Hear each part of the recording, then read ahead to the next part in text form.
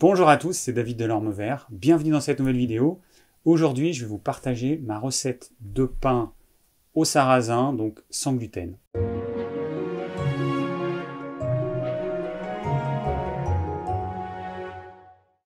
Alors c'est une vidéo qui me tient à cœur parce que je teste depuis, je pense, une bonne année toutes sortes de recettes de pain sans gluten.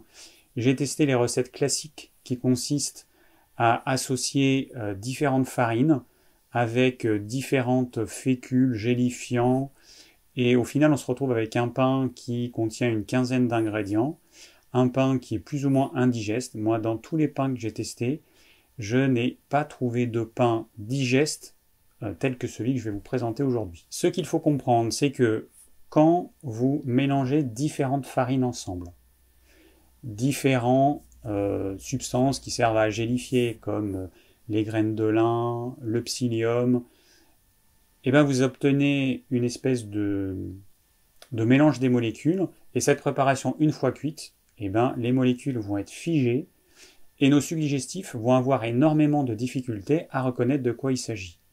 Petit rappel sur le processus de digestion, on mâche un aliment, on l'insalive, ensuite il va dans l'estomac. Dans cette première phase, le corps va calculer, va analyser l'aliment de façon à pouvoir produire les enzymes qui vont permettre de digérer cet aliment.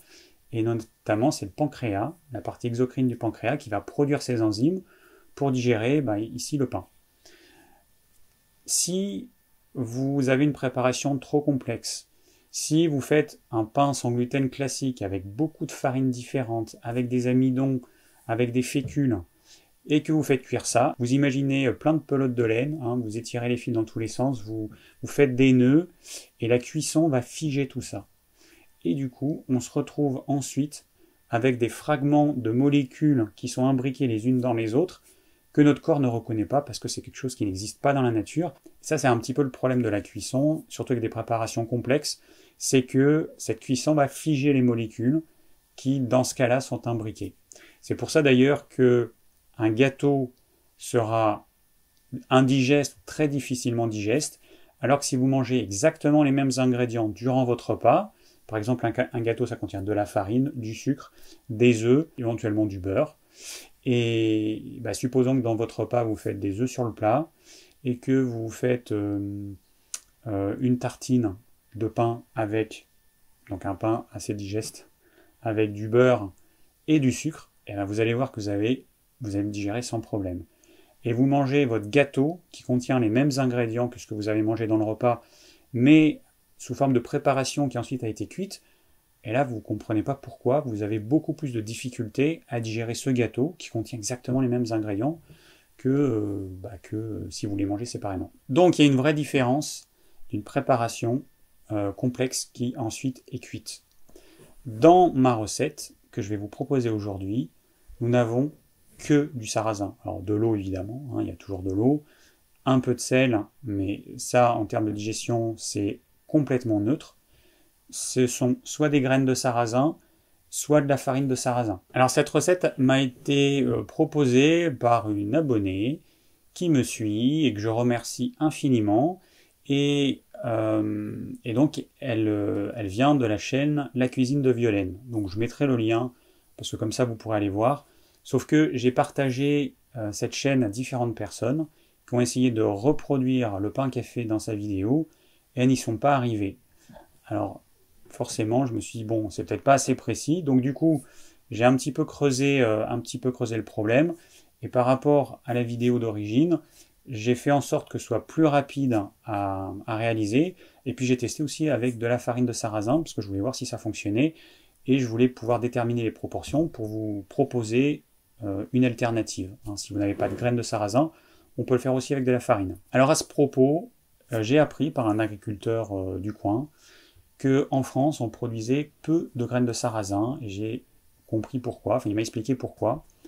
En fait, le sarrasin, comme la plupart des graines, possède une enveloppe. Alors la graine de sarrasin, c'est comme une espèce de petite pyramide, et le processus pour dépelliculer cette graine, et donc garder que ce qu'il y a à l'intérieur, c'est ce qu'on consomme, il est assez complexe, et au cours du processus, si on n'a pas des machines particulières, on a beaucoup de graines qui sont brisées, et du coup il y a plein de déchets. Donc moi j'ai une productrice juste à côté de chez moi qui fait du sarrasin, elle ne fait que de la farine. Et je lui ai demandé si elle faisait des graines, elle m'a dit non, et j'ai pas pensé lui demander pourquoi à l'époque. Et maintenant je comprends pourquoi. Et en France, il y a beaucoup de farine de sarrasin, mais il n'y a quasiment pas de graines de sarrasin qui sont vendues. Le sarrasin qu'on trouve, il vient ou des pays de l'Est, ou d'Asie, même en bio. Alors moi j'achète du sarrasin bio, soit dans ma Biocoop, soit enfin, dans un magasin bio. Et, et ben, le sarrasin, voilà, le sarrasin que j'ai acheté, il vient de Chine. Alors bon, ça reste un produit bio, mais c'est vrai que c'est quand même dommage de ne pas pouvoir euh, se fournir en produits français. Donc autant que faire se peut, ben, moi je préfère acheter local et éviter les choses qui viennent de trop loin. Alors après, vous pourriez vous demander pourquoi faire un pain au sarrasin et pas à autre chose. Alors le sarrasin, donc c'est pas une céréale, ça fait pas partie de la même famille que le blé, que toutes les céréales. C'est une pseudo-céréale, on va dire, qui ne contient pas de gluten, qui est cultivée en France depuis longtemps, qui a la particularité de former un gel. Quand vous faites tremper la graine, quand vous la rincez, vous vous rendez compte que c'est un petit peu gélatineux. Et je suppose que c'est ça qui fait qu'on arrive à faire du pain sans aucun additif. Parce qu'on a, sans gluten, on a du riz, on a du millet, on a du quinoa, sauf que ces céréales, enfin, certaines, elles peuvent poser des problèmes. Le quinoa, il contient des saponines. Le millet, je ne sais plus s'il y a un problème ou pas, mais j'ai pas testé, mais faire du pain de cette façon-là, je ne sais pas si ça fonctionne. Je testerai parce que j'ai pas testé toutes les céréales sans gluten avec cette méthode pour voir si ça fonctionne, parce que déjà il m'a fallu des mois de tests pour vous faire une recette qui tienne la route. Et petit à petit je vais tester, et auquel cas je ferai peut-être une autre vidéo avec d'autres farines. Voilà, je vais faire mes petits tests et on verra si c'est concluant. Je vous proposerai d'autres recettes. En tout cas, celle avec le sarrasin, elle est vraiment top. Le seul inconvénient, il y a quelqu'un qui m'a dit oui, mais moi, si j'aime pas trop le sarrasin, c'est un peu dommage. Bah oui, le problème, c'est que c'est du sarrasin, c'est que ça a un goût. Moi, que j'adore, il y a beaucoup de personnes qui adorent. En France, on a quand même l'habitude de manger des galettes au sarrasin. La majorité des gens aiment, il y en a certains qui aiment pas ou qui aiment moins. Forcément, c'est soit vous forcez petit à petit, vous vous habituerez, et ben soit j'ai pas d'autre solution. Qu'est-ce que vous voulez? Ça peut pas plaire à tout le monde. Ce que j'aime dans ce pain, c'est que c'est un vrai pain, c'est quelque chose qui se tient, c'est un pain avec des petites alvéoles, donc une texture de pain. Voilà, il n'y a pas d'autre mot. Puis il est bon.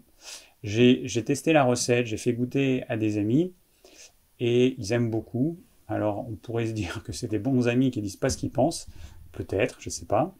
Mais en tout cas, tout le monde aime. Alors il y a des personnes qui peut-être voudraient couper ce pain avec une autre farine et faire, je sais pas moi, 50% riz, 50% sarrasin.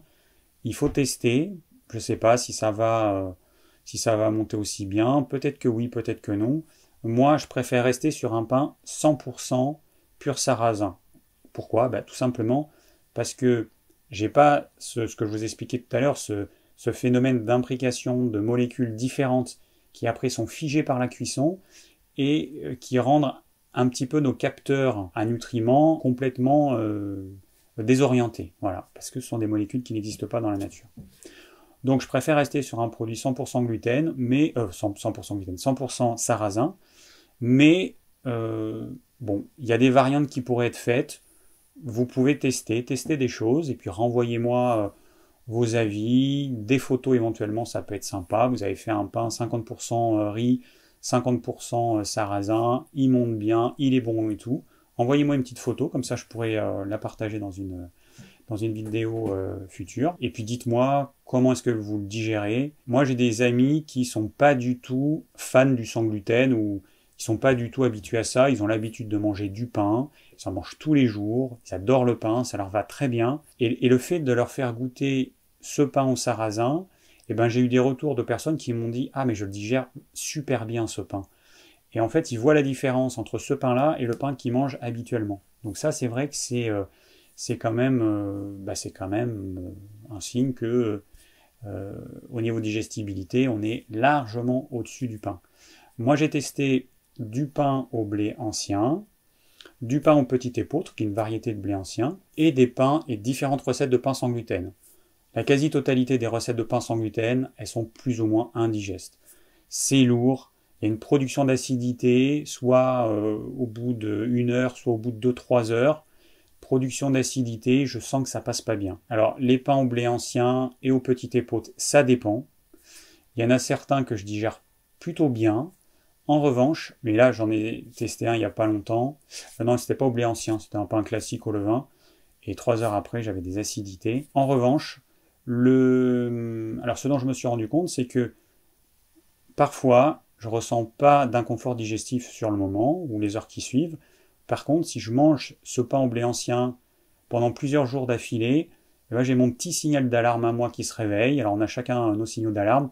Moi, c'est l'eczéma. J'ai un terrain à l'eczéma. Je n'ai plus d'eczéma aujourd'hui. Ça fait déjà pas mal d'années que j'en ai plus. J'ai réussi à m'en débarrasser. Mais quand je fais certaines choses, donc soit si je suis trop fatigué, je me repose pas assez, soit je mange trop de produits laitiers, donc d'affilée, trop de choses qui contiennent du blé, et ben j'ai des petits boutons. Alors c'est plus des plaques comme avant, j'ai juste un petit bouton qui me démange. Et là je me dis, ah, là il y a quelque chose que j'ai fait. Donc je regarde ce que j'ai mangé les jours passés et je me rends compte que ça va être du pain, enfin du blé sous différentes formes. J'ai peut-être été invité chez des amis, il y avait du pain, il y avait de la pizza, il y avait un dessert avec la farine de blé. Bon, et ça me pose problème. Et même avec le blé ancien, ça me pose problème aussi. Alors moi j'ai ma sensibilité propre, peut-être que je suis plus sensible que la majorité des gens, j'en sais rien, mais il n'empêche que je me suis quand même rendu compte que on ne peut pas conseiller aux gens comme ça de conseiller des blés anciens, enfin de consommer des blés anciens, et de dire que c'est la panacée, que ça va remplacer le blé moderne classique, et que ça posera pas de problème. Non. Chez beaucoup de gens, même les blés anciens posent un problème. Et je dis bien blé ancien, parce qu'il y a quelqu'un, il n'y a pas longtemps, qui m'a laissé un commentaire en me disant, mais est-ce que tu savais que c'est jamais un blé ancien qu'on trouve quand on achète une farine par exemple, c'est toujours des blés anciens. Eh ben oui, je sais, parce que moi j'ai parlé avec des agriculteurs du coin, et ils m'ont dit qu'ils sèment toujours plusieurs variétés de blé, qui va de 3 à 7 variétés en moyenne, et du coup, on se retrouve avec une parcelle qui contient plusieurs variétés de blé ancien, et forcément, ça va faire une farine qui ne sera pas composée d'une céréale, mais de 3, 5, 7 céréales. Et ça, c'est un peu plus compliqué à digérer que si on avait une farine avec une seule variété de blé ancien. Ça aussi, c'est un problème. Alors, je pense que les agriculteurs, ils font ça parce que il y a peut-être des variétés qui vont mieux pousser que d'autres, et ça leur évite d'avoir certaines années rien qui pousse. Là, en faisant ça, ils sont sûrs d'avoir sur les X variétés au moins 1, 2, 3 qui vont donner. Voilà. Mais au niveau digestion, c'est pas l'idéal. Alors avec le sarrasin, on n'a pas ce problème, on a une seule variété, et puis ça n'a pas de gluten évidemment. Alors je vais vous parler un petit peu de la recette. Donc par rapport à la recette d'origine. La recette d'origine, c'est on prend des graines de sarrasin. On les laisse tremper une nuit ou 8 heures à peu près. Ensuite, on les rince. Ensuite, on les mixe. On laisse monter ça dans un saladier le temps qu'il faut. Et je dis bien le temps qu'il faut. Parce qu'il y a des personnes qui ont voulu suivre cette recette et qui ont suivi le temps que la personne disait. Donc je ne sais plus combien elle disait, peut-être 12 heures. Sauf qu'en fonction de la température dans laquelle vous allez laisser votre saladier, il peut falloir 12 heures, 18 heures, 24 heures. Ça dépend de la température extérieure. Entre 18 degrés, 20 degrés, 25 ou 30 degrés, évidemment, le temps de fermentation ne sera pas du tout le même. Donc, le temps qu'il faut, le temps que ça monte, qu'il y ait des petites bulles, on voit à la texture, une texture un peu... quand vous passez comme ça avec une cuillère, vous voyez toutes ces petites bulles. Donc, la fermentation lactique a bien eu lieu. Ensuite, donc, elle a fait monter ça. Elle rajoute du sel. Elle retouille. Elle met dans un moule avec du papier sulfurisé, elle refait monter, et ensuite elle enfourne. Alors ça fait plusieurs manipulations. Moi en fait j'ai transformé ça en...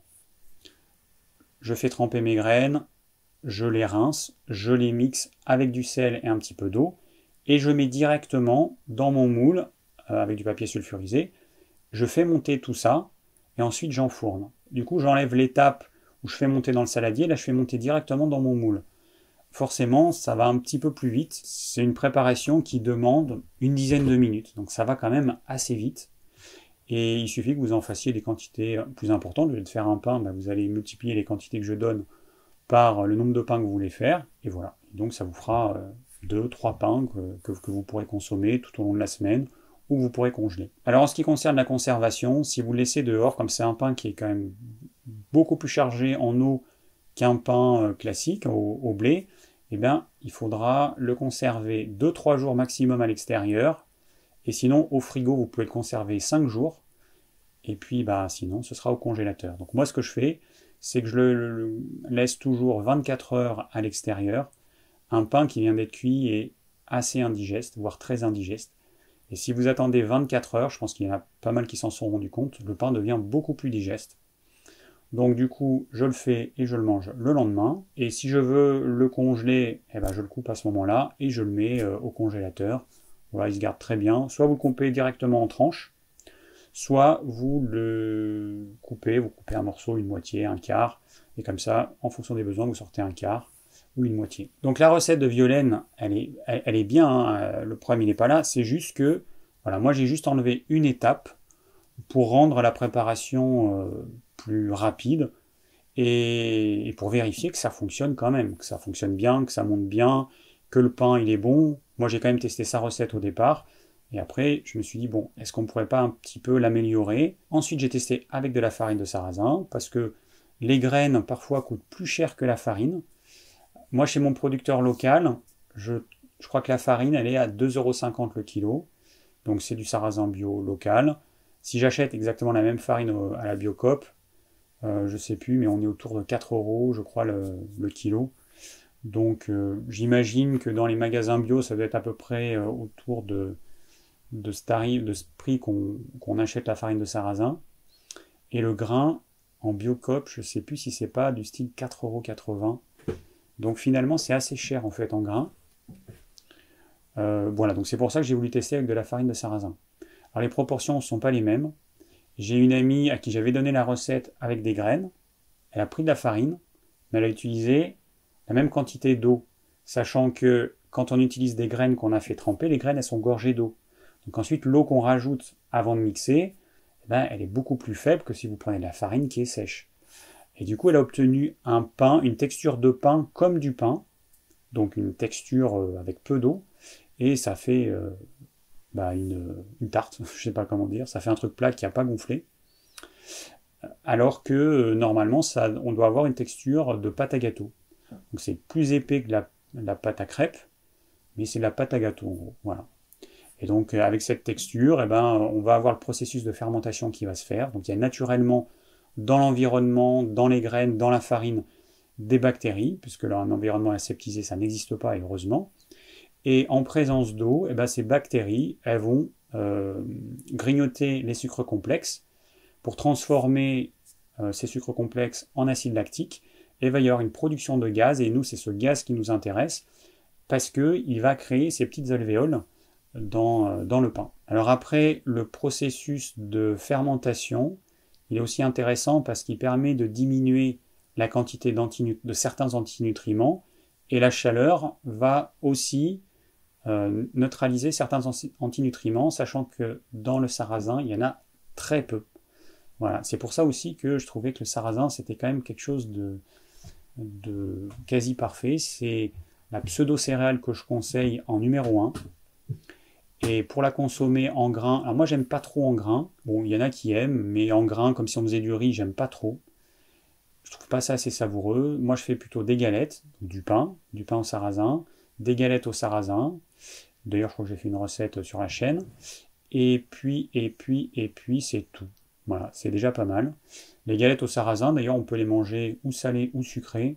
Moi j'ai pris l'habitude de les manger les deux, donc généralement je fais un saladier de pâtes pour faire des crêpes, et on s'en fait par exemple 2 ou 3 salées, ça dépend de notre faim, puis on s'en fait 1 ou 2 sucrées, ça dépend de notre faim aussi. Voilà. Alors bon, c'est clair que le dessert, comme vous le savez, c'est pas l'idéal en termes de digestion. Pour nous, enfin pour moi, c'est quand je fais des crêpes au sarrasin, c'est plutôt un jour festif, c'est le jour où généralement je vais acheter du fromage, un bon fromage au lait cru, artisanal, et du coup bah, je mange des choses qui sont pas idéales, mais ça fait partie de la vie. Ma conception d'une alimentation idéale, eh ben, 80% du temps, on essaie d'être à peu près dans les clous, et puis 20% des repas, eh ben, ils vont être hors des clous, avec parfois un dessert, avec parfois du vin, avec parfois des choses acides, avec des sucres complexes. Voilà, on sort de ce qui est idéal, mais ça fait partie de la vie, parce que moi je ne veux pas me couper de ma vie sociale. Quand je vais chez des amis, je mange ce qu'il y a, et je conseille de faire ça. Voilà, ça. Je trouve que c'est quand même pas agréable quand il y a quelqu'un qui vous dit ah ben non mais moi je peux pas manger ça parce que parce que je suis comme ci et comme ça. La personne elle a passé 3 heures à cuisiner et vous dites que vous pouvez pas manger ce qu'elle a fait. Voilà. Bon, chacun fait comme il veut, mais en tout cas moi c'est ma façon de faire. Voilà donc assez de blabla. On va voir en image la recette. Alors vous allez voir que c'est rapide et simple. J'ai fait l'effort de vous filmer tout ça, mais franchement, j'aurais pu vous l'expliquer, c'est tellement simple. Mais bon, je sais qu'il y a des gens qui préfèrent voir les choses. Donc, on passe à la recette tout de suite.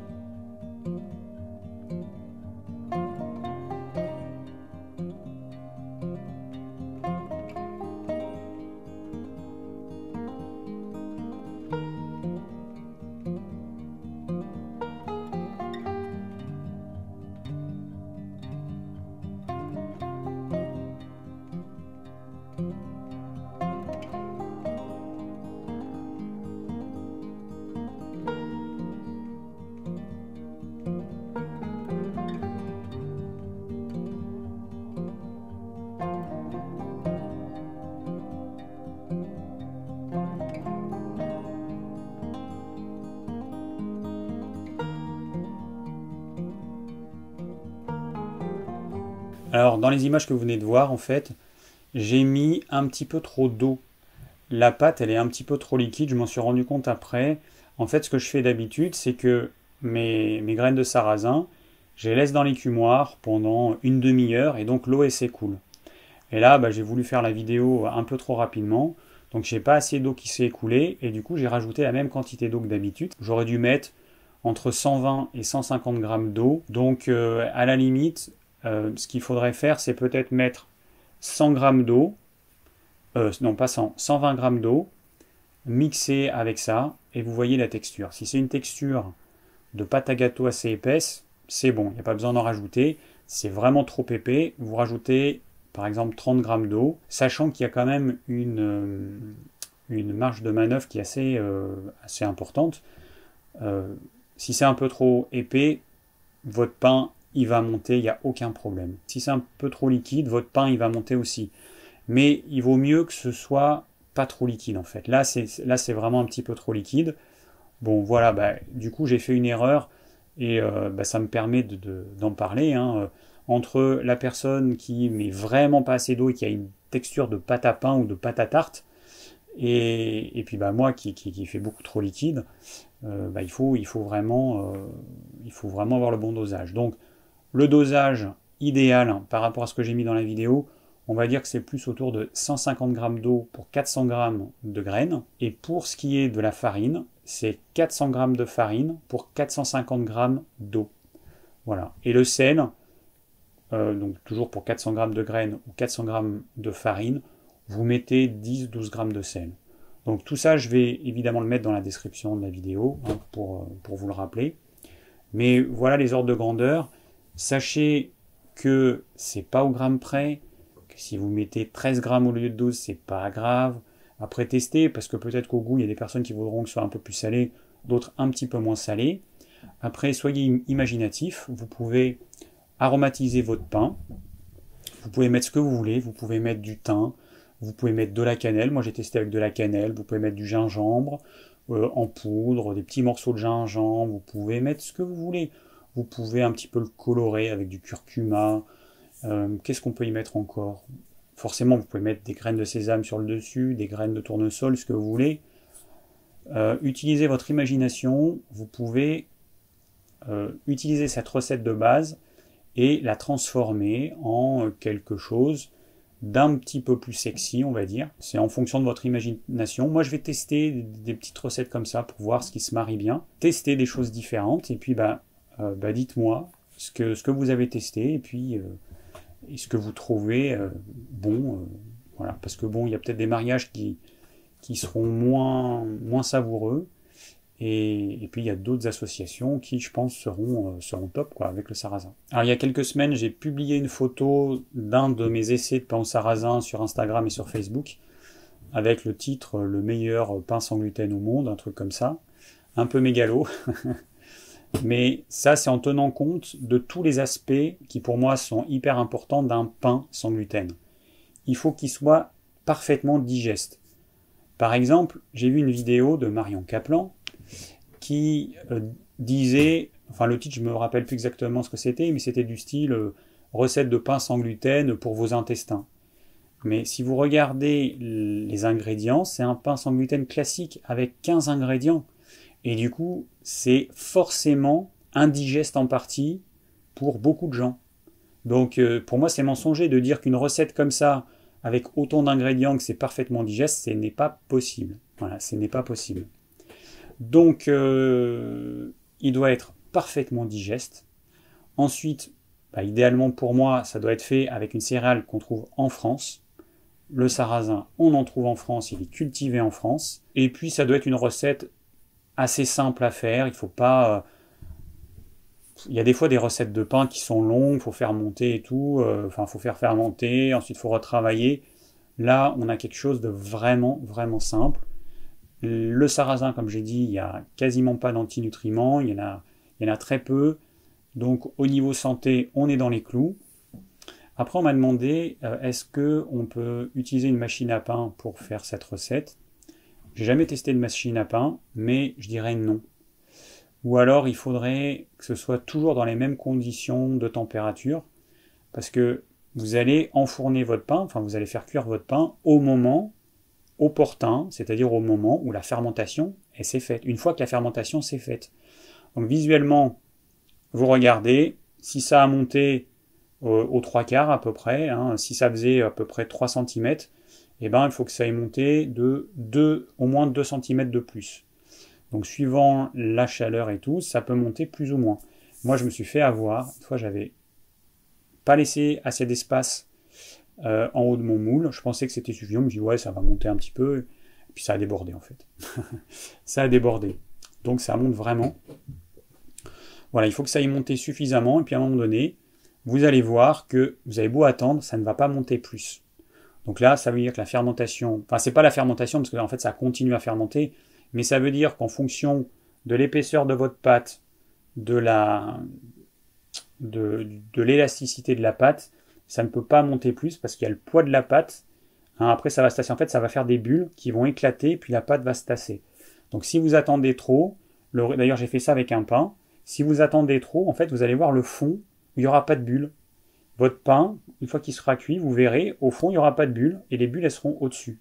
Et ça, c'est quand on attend trop, en fait. L'excès est l'ennemi du bien. Donc, vous faites fermenter le temps qu'il faut, ça monte plus, on l'enfourne, et ça, vous allez voir, avec l'expérience, vous allez voir que en fonction de la température, il va falloir 10 heures, 12 heures. Alors, attention, si vous faites avec des graines de sarrasin, la levée, elle va se faire beaucoup plus vite parce qu'on a déjà une phase de trempage, et donc le processus de germination s'est lancé, ça a réveillé la graine. Donc, une fois qu'on a mixé et qu'on fait monter, ça monte entre 8 à 12 heures, enfin voire plus. Hein, si votre pièce est fraîche, il peut falloir 18 heures ou 24 heures. Encore une fois, vous faites lever le temps qu'il faut. Le temps que je donne, il est purement indicatif. Si vous faites en revanche avec de la farine, là ça va monter plus lentement, parce qu'on part de zéro. On n'a pas le processus qui a démarré grâce au trempage des graines. Donc avec de la farine, ça va être entre 18 et 24 heures de levée.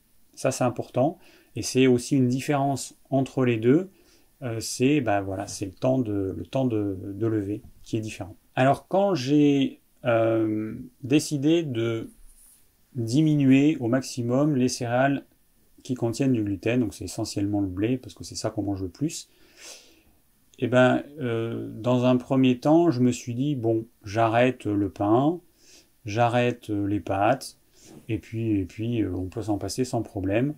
Et j'ai eu plein de commentaires de personnes qui éprouvaient le besoin de manger du pain, ou d'avoir quelque chose qui ressemble à du pain.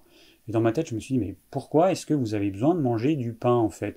Vous supprimez le pain, les pâtes, et vous mangez autre chose, en fait. Vous adaptez votre alimentation, et vous mangez autre chose. Vous n'êtes pas obligé de remplacer du pain avec gluten par du pain sans gluten. Adaptez-vous, et vous verrez qu'avec le temps, ça se fait très bien. Et puis, j'ai voulu tester les pains sans gluten, parce que je me suis rendu compte que des gens avaient besoin de pain, enfin de manger du pain. Donc, comme je vous ai dit, dans quasiment toutes les recettes, il y a beaucoup trop d'ingrédients, beaucoup trop de choses différentes, donc c'est indigeste. Et puis aujourd'hui, je me dis, bon, ok, du pain, ouais, c'est pratique, parce qu'on peut manger certaines choses qu'on mange qu'avec du pain, mais en même temps, je me rends compte que le fait de faire ce pain, ça m'incite à manger des choses que je ne mangerais pas forcément. Moi, il y a un truc que j'aime beaucoup, c'est une tartine de pain avec du beurre, et manger un carré de chocolat noir avec, par exemple. Ça, j'adore. Ou manger, je sais pas moi, des œufs sur le plat, ou voilà. Et je me rends compte que avec ce pain, ça m'incite à manger peut-être plus de céréales que si j'en mangeais pas. Si je fais un repas, par exemple, qui contient du riz, bon, je vais manger un peu de riz, la quantité dont j'ai envie, alors qu'avec ce pain en sarrasin, il y a un côté gourmand ou un côté addictif, ou enfin légèrement addictif, rien à voir avec le blé, mais je mange quand même plus de ce pain au sarrasin que si je mangeais l'équivalent sous forme de céréales. Alors pourquoi ? Parce que c'est un produit transformé. Chaque fois qu'on transforme de plus en plus un produit, on le rend plus appétant, on le rend plus facile à digérer, plus facile à mâcher, etc. Et du coup, eh ben, on a tendance à en manger plus. Le produit de base, c'est la graine. Alors, on a fait un tout petit truc de transformation, c'est qu'on a enlevé l'enveloppe externe. Bon, on a la graine. Ensuite, deuxième procédé de transformation, c'est qu'on réduit en farine ou on mixe la graine. Troisième transformation, troisième niveau de transformation, on rajoute un peu de sel pour le rendre plus appétant. Parce que si vous ne mettez pas de sel, vous pouvez faire le test, c'est hyper fade. C'est vraiment pas bon. Et on fait cuire surtout. Donc c'est encore un autre niveau de transformation. On rend cette graine qui était très indigeste à quelque chose de très digeste. Enfin, qui était partiellement indigeste à quelque chose de très digeste. Alors je vois régulièrement des recettes. Je suis abonné sur Facebook à des groupes de recettes crudivores. Là, j'ai vu une recette de pain cru. Qu'est-ce qu'ils ont besoin de manger des trucs partiellement indigestes. En gros, ils mélangent de la poudre d'amande avec des graines de sarrasin. Ils rajoutent, alors des fois ils rajoutent un peu de miel, un peu de machin, et ils mettent sur un déshydrateur, ils font des espèces de steak haché, ils mettent sur un déshydrateur, ils font déshydrater ça pendant je ne sais pas combien d'heures, et puis ils mangent ça. Bon, voilà. Comment se niquer les intestins? Eh ben, suivez ce type de recette, c'est vraiment top. Alors juste petite précision, je ne suis pas contre le cru. Je suis contre le 100% cru. Je ne suis pas contre les recettes végétaliennes. Je suis contre un régime 100% végétalien. Je ne suis pas contre de diminuer la quantité de glucides, de sucre en général. Je suis contre, pour la plupart des gens, un régime qui exclut complètement les glucides. Voilà. Je suis contre en fait les régimes extrêmes parce que mon expérience m'a montré que ça fonctionne sur une partie infime de la population et que sur la grande majorité, ça va poser des problèmes. Donc c'est pour ça, en fait, moi je suis pas contre juste pour être contre, c'est juste un constat. C'est le constat que ça rend malade la majorité des gens et ça peut faire du bien, au moins pendant un temps, sur une minorité. Sauf que tous ces régimes vont mettre en lumière les quelques cas de personnes qui s'en sortent plutôt bien, en tout cas au début, et vont mettre sous silence toutes les personnes qui sont malades et qui vont remplir les cabinets des thérapeutes, des naturopathes, des médecins et autres nutritionnistes. Voilà. Donc, je ne suis pas contre le cru, je suis contre le tout cru. Et il y a des recettes crues qui sont vraiment très bien. Moi, je commence toujours un repas par une assiette de crudités variée de saison, des légumes de saison. Donc le cru, pour moi, ça fait partie de l'alimentation. Mais donc il y a des recettes qui sont très intéressantes. Mais il y a d'autres recettes, comme ces gens-là, ils ont un régime alimentaire qui est restrictif. Et ben, ils essayent de copier ce qu'il y avait dans l'alimentation, leur alimentation d'avant, leur alimentation omnivore avec tout à leur disposition. Ils essayent de copier ça, mais parfois avec des choses tellement complexes que c'est débile parce que ça devient indigeste. C'est indigeste, il y a certaines recettes, ça n'a pas de sens pour moi. Et puis c'est surtout qu'il y a des recettes qui sont hyper complexes. C'est hyper complexe, c'est hyper long, c'est hyper gourmand en énergie. Quand vous devez déshydrater un truc qui est gorgé d'eau, ça se fait pas en 3 heures, ça se fait parfois c'est 12 heures, 24 heures, 36 heures, 48 heures. Donc c'est une espèce de four à basse température, le déshydrateur, qui demande de l'énergie pendant 24 heures, 48 heures. Donc pour moi ça n'a pas de sens ça. C'est rigolo comme expérience, mais un régime basé là-dessus, ça n'a pas de sens. Alors j'ai réalisé cette vidéo il y a quelques semaines et depuis j'ai créé un nouveau site de recettes de cuisine qui sont toutes réalisées par moi-même uniquement. Et donc vous avez le lien dans la description évidemment. Et j'ai publié cette recette de pain au sarrasin et du coup j'ai déjà eu des retours, il y a des personnes qui ont testé. J'ai eu des retours et il y en a certains ou certaines qui n'ont pas réussi à réaliser ce pain. Alors on va voir ça ensemble, quelles sont les erreurs qui ont été commises. La première erreur, c'est la température de fermentation qui n'est pas assez élevée. Si vous placez votre pain à une température de 20 degrés, il ne va pas se passer grand-chose.